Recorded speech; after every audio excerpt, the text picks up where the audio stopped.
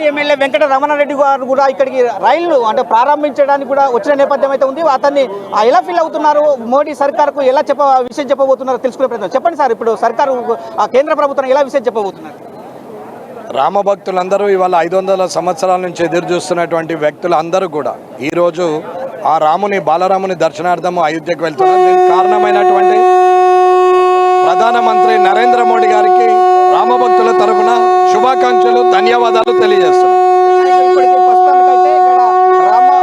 రామ భక్తులను అయితే తీసుకుపోవడానికి ప్రారంభించడానికైతే ప్రస్తుతానికి ఇక్కడ రామ మందిరానికి చేయడానికి ఆక్స్తక్ స్పెషల్ అయోధ్య ఆ ట్రైన్ మాత్రము ఇవాళ కాజీపేటకు రావడంతో కూడా ఆ బీజేపీ నేతలు అయితే సంబరాలు అయితే అమరాణించిన పరిస్థితి అయితే కనబడుతుంది. ఇక్కడికి కామారెడ్డి ఎమ్మెల్యే వెంకటరామరెడ్డి కూడా ఇవాళ వచ్చి కూడా జెండా ఊపి కూడా ఆవిష్కరించారు. ప్రస్తుతానికైతే ఇక్కడికి మాజీ మంత్రి ఈటల రాజేందర్తో పాటు కూడా బీజేపీ నేతలు అయితే పాల్గొని కూడా ఇవాళ రైలును కూడా అంటే ఆస్తక్ ట్రైన్ కూడా ప్రారంభించిన దిశగా ఇవాళ అయోధ్యకు వెళ్ళడానికి కూడా రామ భక్తులకైతే కాజీపేట నుంచి కూడా సౌకర్యం కల్పించిన నేపథ్యం అయితే ఉందని చెప్తున్నాను. ఇది 500 సంవత్సరాల కళ నెరవేరిందని చెప్తున్న పరిస్థితి అయితే ఉంది అని చెప్పుకోవచ్చు. కాజీపేట ఇవాళ జంక్షన్ గా ఉన్న చుట్టుపక్కల ప్రాంతాల వరకైతే రాముడిని చూడడానికైతే మాత్రము కాజీపేట నుంచి అయితే సుభిక్షంగా వెళ్ళి లాభంగా రావాలని చెప్పి కోరుతున్న పరిస్థితి అయితే కనబడుతుందని చెప్పుకోవచ్చు. ఇది మొత్తానికైతే కాజీపేటలో రామ మందిరానికి వెళ్ళడానికి ఆస్తక్ స్పెషల్ అని చెప్పి కూడా అయోధ్య అని చెప్పి స్పెషాలిటీ కూడా